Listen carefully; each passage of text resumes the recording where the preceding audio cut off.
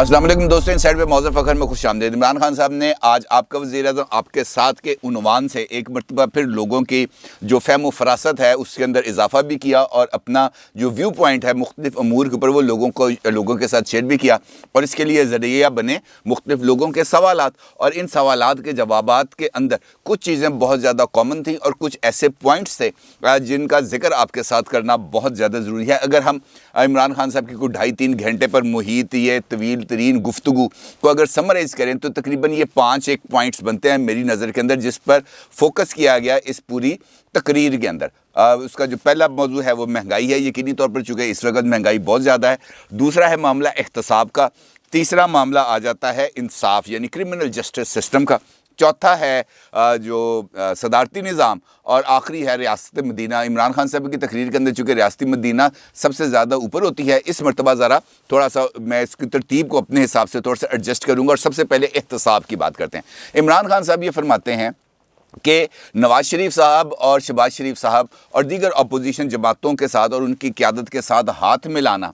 वो बिल्कुल गवारा नहीं करते। आज उन्होंने वाज़ेह तौर पर ये तकरीर के अंदर उन्होंने बात की है कि मैं बिल्कुल हाथ मिलाना गवारा नहीं करता और इनसे बात मैं इस वजह से नहीं करता कि कहीं ये मुझसे NRO ना मांग लें। और इसके साथ साथ उनका ये भी कहना है कि अगर इनके साथ हाथ मिलाया या इनको किसी किस्म की कोई रियायत दी तो ये मुल्क के साथ गद्दारी के मुतरादफ होगा। अब यहाँ पर ये जो सवाल है मेरे ज़हन के अंदर जो पैदा होता है कि पहली बात तो ये है कि कौन रियायत दे रहा है और किसने रियायत देकर अब मुल्क व कौम के साथ गद्दारी की। अब अगर हम इसी एक नुक्ते को पकड़ें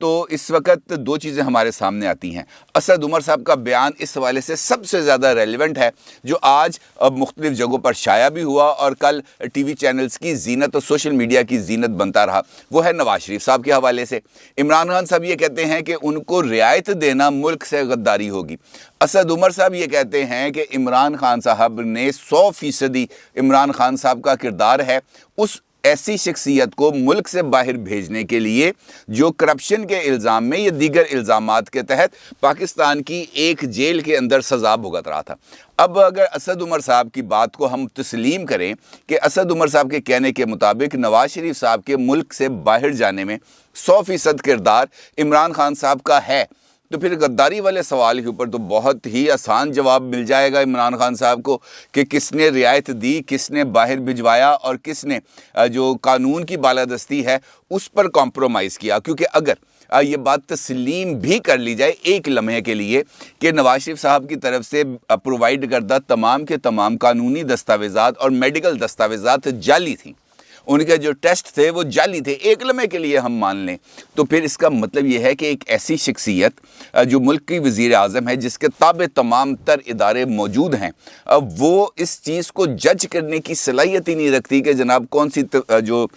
उसके सामने मेडिकल रिपोर्ट आ रही है वो दुरुस्त है या गलत है। और ख़ुद प्राइम मिनिस्टर ने अगर डॉक्टर्स को अपॉइंट करके, जिसके अंदर उनका एक मुआविन ख़ुसूसी डॉक्टर फैसल सुल्तान भी शामिल हैं, उनको भी भिजवाया हो उनको नवाज़ शरीफ साहब को चेक करने के लिए और उनकी मेडिकल रिपोर्ट्स को एग्ज़ामिन करने के लिए, तो फिर तो मामला बहुत ज़्यादा उलट जाता है। लेकिन इस ख़ास मौके पर उनको ये बात कहने की ज़रूरत क्यों पेश आई, ये सवाल है बहुत ज़्यादा इम्पॉर्टेंट और ये नुक्ते की वजाहत बहुत ज़्यादा ज़रूरी है। आपको मालूम है कि इस वक्त इमरान खान साहब एक ख़ास दायरे के अंदर आकर फिट हो गए हैं और उस दायरे से वो बाहर निकलने की जितनी भी कोशिश कर रहे हैं वो कोशिश नाकाम होती जा रही है। बल्कि अगर देखें तो वो दायरा उनके इर्द गिर्द सिकुड़ता जा रहा है और उनकी जो स्पेस है वो महदूद होती जा रही है, चाहे वो पॉलिटिकल स्पेस है चाहे वो गवर्नेंस की स्पेस है। अब इस सूरत हाल के अंदर जब ये बात बहुत ज़्यादा फैल चुकी है, बहुत ज़्यादा गर्म है हर सियासी हलके के अंदर, समाजी हलके के अंदर, डिप्लोमेटिक हलके के अंदर, सहाफ़ती हलकों के अंदर, कि इमरान खान साहब की पॉलिटिकल बैटल ग्राउंड सिकुड़ती जा रही है और इस्टेब्लिशमेंट अब इमरान खान साहब से फासला इख्तियार करती जा रही है और इसके साथ साथ अपोजिशन जमातों के साथ उनका जो लाई जोन है, उनका जो मेल मिलाप है, उनकी जो गुफ्तगू है और उनके साथ मिलकर या उनके साथ मशवरा करके कोई पॉलिटिकल डायलॉग की और एक नई ओपनिंग की कोई राह हमवार की जा रही है। तो इस सूरत में इमरान खान साहब की तरफ से ये बात सामने लेके आना कि अगर अपोजिशन को बिलखसूस शरीफ ख़ानदान को किसी किस्म की कोई रियायत मिलती है तो इसका मतलब गद्दारी होगा, तो ये बात कही किसको गई है? क्या उनको कही गई है जो इस वक्त नवाज शरीफ साहब के साथ डायलॉग के अंदर या अपोजिशन की दीगर जमातों के साथ डायलॉग के अंदर मौजूद हैं, या असद उमर साहब की तरफ अगर हम वापस जाएं लौट के उनके बयान को एग्जामिन करें तो ये बात इमरान खान साहब की अपने लिए है, किसके लिए है? और ये प्रेशर जो इमरान खान साहब इस वक्त 2.5 घंटे तक टीवी स्क्रीन के सामने बैठकर जो बिल्ड करने की कोशिश कर रहे थे, जो आवाम की नज़र के सामने अपने इम्प्रेशन को बेहतर करने की कोशिश कर रहे थे, अपनी तमाम तर खामियों का जिम्मेदार इदारों को और शख्सियात की पर थोपने की कोशिश कर रहे थे, मीडिया पर थोपने की कोशिश कर रहे थे, तो आखिरकार इसकी वजह क्या थी? यकीनी तौर पर वो अपने लिए उस ब्रीथिंग स्पेस को मज़ीद बढ़ाना चाह रहे थे, जहाँ से आगे बढ़कर वो अपने लिए एक नई पॉलिटिकल ओपनिंग, एक नई पॉलिटिकल इनिंग्स का आगाज़ कर सके, क्योंकि इस वक्त उनकी ये इनिंग्स बहुत ज़्यादा दबाव का शिकार है। दूसरा, जो अगर हम इस पहलू को देखें, इमरान खान साहब के जो आज सामने जो मसाइल उजागर किए गए, उसमें से सबसे पहला सवाल, सबसे पहला मसला उठाया गया महंगाई के हवाले से। और इमरान खान साहब की तरफ से महंगाई के बारे में जो जवाब था वो ये था कि हमें जो विरसा मिला वो बहुत ज़्यादा स्क्वीज्ड रिसोर्सेज के साथ मिला, हमारे जो बैलेंस ऑफ पेमेंट्स थे वो बहुत ज़्यादा ख़राब थे, हमारा जो डेफिसिट था वो बहुत ज़्यादा था, और इसके साथ साथ हमारे पास गुंजाइशें बहुत ज़्यादा कम थीं, जिसकी वजह से रुपए पर दबाव पड़ा और उसके नतीजे में डॉलर बहुत ज़्यादा तेज़ी से ऊपर गया और उसके नतीजे में महंगाई हुई। इस सूरत हाल को काबू पाने के लिए पाया जैसे ही तो उस वक्त पेंडेमिक आ गया, कोरोना आ गया, और कोरोना आज तक हमारी जान नहीं छोड़ा, जिसकी वजह से महंगाई अभी तक मुसलसल मौजूद है, क्योंकि उसकी वजह से जो सप्लाई चेन्स हैं वो बहुत ज़्यादा मुतासर हुई। एग्रीड, उन्होंने बात कर ली, बिल्कुल दुरुस्त। लेकिन जब वो साथ ये कहते हैं, अपनी इस इस्तदलाल के साथ एक दूसरी बात को जोड़ते हैं और वो ये कहते हैं कि हमारी मईशत इस वक्त बहुत ज़्यादा तरक्की कर रही है, और साथ वो ये कहते हैं कि हमारी इस वक्त जीडीपी ग्रोथ 5.37 तक पहुंच चुकी है, और उसके साथ वो ये कहते हैं कि हमारी लार्ज स्केल मैन्युफैक्चरिंग के अंदर 10% इजाफा हुआ, हमारी जो कंस्ट्रक्शन सेक्टर है उसके अंदर इजाफा हुआ, और हमारा जो एग्रीकल्चर सेक्टर है उसके अंदर 1200 अरब रुपए का प्रॉफिट हुआ हमारे काश्तकार भाइयों को। और इसके साथ साथ हमारा जो इंडस्ट्रियल सेक्टर है, टेक्सटाइल सेक्टर है, आईटी सेक्टर है, इसके अंदर भी इजाफा हुआ, इसके अंदर भी गुंजाइशें बढ़ी और हमारी एक्सपोर्ट्स भी बढ़ी, और उसके नतीजे में हमारी जो हमारा बैलेंस ऑफ पेमेंट्स है उसको अगरचे मुतासर हुआ, लेकिन अब यहाँ पर लोगों को रोज़गार भी मिला और उनको माशी आसूदगी भी हासिल हुई। तो फिर क्या वजह है कि लोग इतनी ज़्यादा तरक्की देखने के बावजूद अब तक इस बात को तस्लीम करने के लिए तैयार नहीं? इमरान खान साहब के पास इस सवाल का भी जवाब था। उन्होंने कहा जी, मीडिया मायूसी फैलाता है, मीडिया अपोजिशन के साथ मिला हुआ है, मीडिया प्रोपेगेंडा करता है, मीडिया फेक न्यूज़ फैलाता है, मीडिया ही सब कुछ करता है, हम कुछ नहीं करते। अब सवाल ये पैदा होता है कि मेरी और आपकी यानी आम आदमी की जो ज़िंदगी है, क्या वो बहुत ज़्यादा आसान हो चुकी है? इमरान खान साहब ये बात का दावा करते हैं कि 6000 अरब रुपए की टैक्स कलेक्शन उन्होंने की, और इसके साथ साथ वो इस बात का भी दावा करते हैं कि वो 8000 अरब रुपए तक की रेवेन्यू कलेक्शन करेंगे। यानी हम अगर इमरान खान साहब की आईनी मुद्दत जो 2023 तक जाती है, तो इसका मतलब यह है कि इमरान खान साहब अगले 2 साल के दौरान 2000 अरब रुपए की टैक्स कलेक्शन करना चाहते हैं। और टैक्स कलेक्शन के लिए उनके पास आसान रास्ता है इनडायरेक्ट टैक्सेस, क्योंकि अगर हम इकोनॉमिक्स की ज़ुबान में देखें तो 2 तरह के टैक्सेस लगते हैं, एक होते हैं डायरेक्ट टैक्सेस और एक होते हैं इनडायरेक्ट टैक्सेस। डायरेक्ट टैक्सेस वो हैं जो उन लोगों पर आयद किए जाते हैं जो उसकी इस्तात रखते हैं, यानी एक आदमी की इनकम अगर बहुत ज़्यादा है, उसके जो अखराजात हैं वो उस हिसाब से कम हैं, तो उसकी आमदनी बढ़ जाती है, और बराह रास्त टैक्स ख़ास तौर पर शख्सियात और इदारों पर लगाए जाते हैं, जबकि बिल वास्ता टैक्स जो इनडायरेक्ट टैक्सेस हैं उसकी जद में हर कोई आता है। मिसाल के तौर पर अगर ये पेन भी हम ख़रीदने जाएंगे तो इसके ऊपर भी 17% GST लगता है, यानी इस पेन की कीमत के अंदर 17.5% अगर हम GST ऐड करें तो ये पेन की कीमत बनेगी और ये पेन 15 रुपए का हमको मिल जाएगा। तो इसका मतलब ये है कि हम कोई भी चीज़ ख़रीदेंगे उसके ऊपर हमें टैक्स अदा करना पड़ेगा। अब इमरान खान साहब کا یا عمران خان صاحب سے پہلے کی بھی جو حکومتیں تھیں انہوں نے بھی ڈائریکٹ ٹیکسز کے اندر اضافہ کرنے کا اور اپنا ڈائریکٹ ٹیکسز کے نیٹ کو بڑھانے کی کبھی کوشش نہیں کی اور بالواسطہ ٹیکسز کے اوپر انحصار کیا. عمران خان صاحب نے بھی بالواسطہ ٹیکسز کلیکشن کے اوپر انہوں نے ایمفیسس رکھا ہوا ہے اور یہ وجہ ہے کہ یہ جو بالواسطہ ٹیکسز ہیں یہ بڑھتے جا رہے ہیں اور اسی وجہ سے لوگوں کے اوپر جو مہنگائی کا ایک طوفان ہے وہ آیا ہوا ہے. اب عمران خان صاحب نے اس کے ساتھ ایک اور اعلان فرما دیا. عمران خان صاحب یہ کہتے ہیں کہ پاکستان میں tax to G D P ratio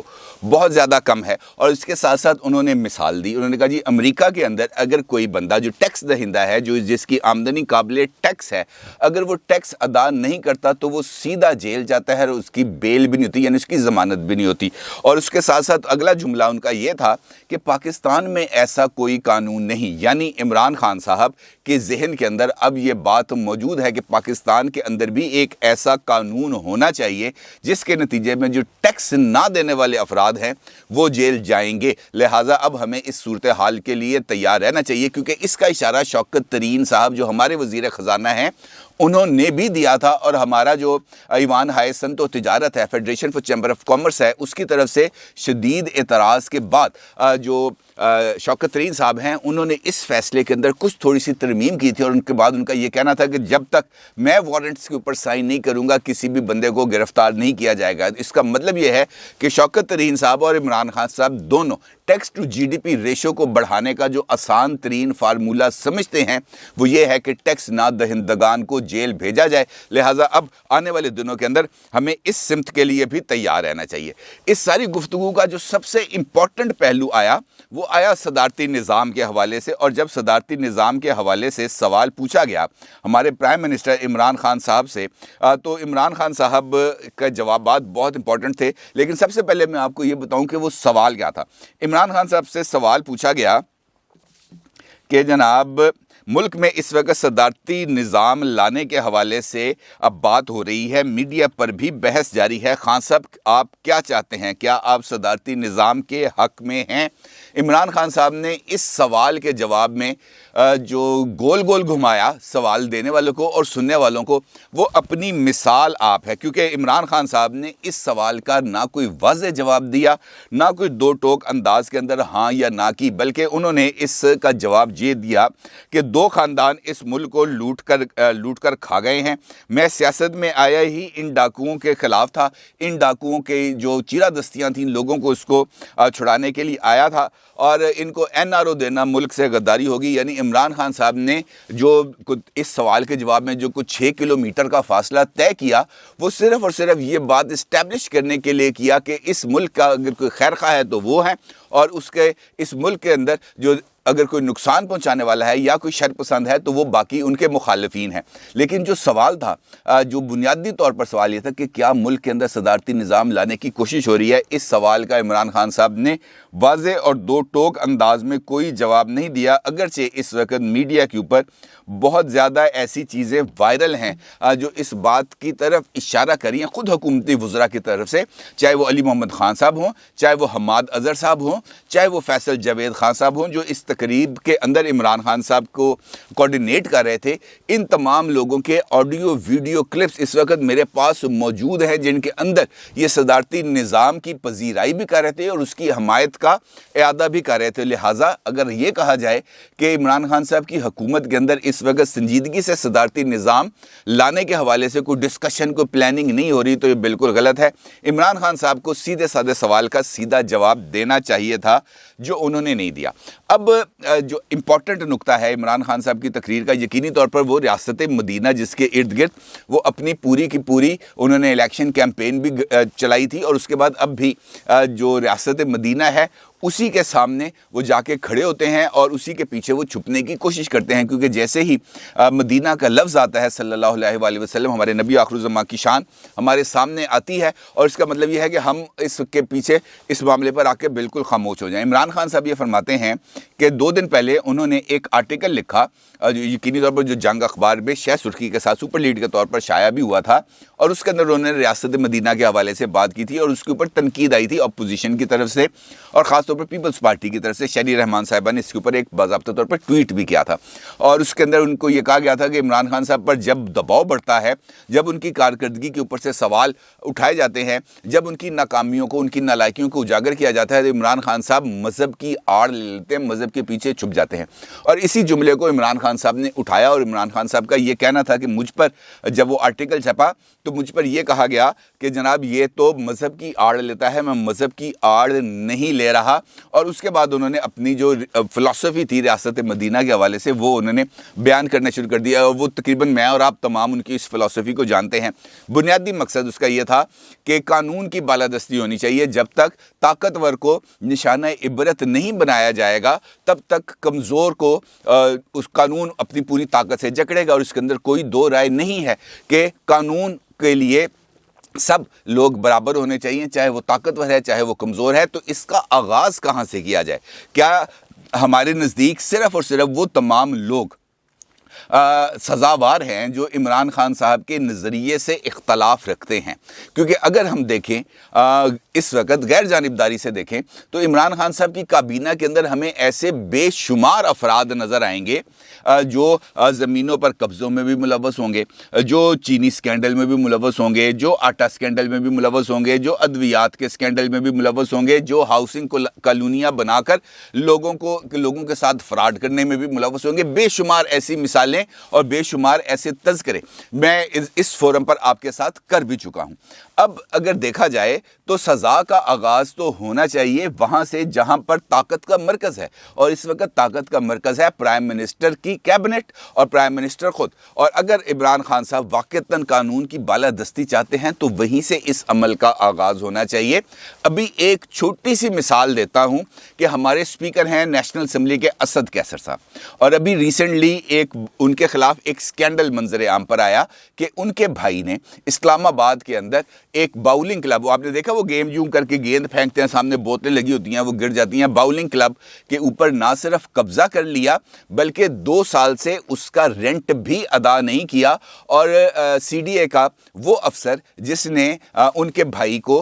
ये जो कब्जा है और किराया अदा करने के हवाले से, कब्जा वागुजार करने के लिए और किराया अदा करने के लिए ख़त लिखा, उस शख्स का तबादला कर दिया गया, और ये खबर तमाम मीडिया पर चली। तो इसी को लिटमस टेस्ट ले लेते हैं इमरान खान साहब। ताकतवर है इस वक्त असद कैसर साहब, स्पीकर है नेशनल असम्बली के, इल्ज़ाम है, गलत भी हो सकता है दुरुस्त भी हो सकता है, असद कैसर साहब पर नहीं है, उनके भाई पर है। तो इसी से आगाज़ कर लेते हैं कि इंडिपेंडेंट इंक्वायरी करा लें और पता चल जाएगा ये दूध और ये घोड़ा और ये घोड़े का मैदान, पता चल जाएगा कि कानून की बालादस्ती किधर है और इमरान खान साहब क्या इक़्तिदार किधर है। भाई बातों के साथ दुनिया नहीं बदलती, अमल की ज़रूरत है। महंगाई इस वक्त पाकिस्तान की एक हकीकत है। आप माशी तरक्की के बेशक जितने मर्जी ढोल बजाएं, आप जितने मर्जी निज़ाम इस मुल्क के अंदर नाफज भी कर लें और इसको बदल भी दें, जब तक नीयतें दुरुस्त नहीं होंगी तब तक ये मुल्क आगे नहीं जा सकता। और नीयत को दुरुस्त करने के लिए जो पहल है वो यकीनी तौर पर ताकतवर तबके यानी हुक्मरान तबकात की तरफ से ही होगी। और जब तक वो पहल नहीं होगी, मैं और आप सिर्फ इमरान खान साहब की तकरीरें ही सुनेंगे, अमल हमें किसी जगह पर नज़र नहीं आएगा। अपनी राय का ज़रूर इज़हार कीजिएगा। आपका बहुत शुक्रिया। अल्लाह हाफिज़।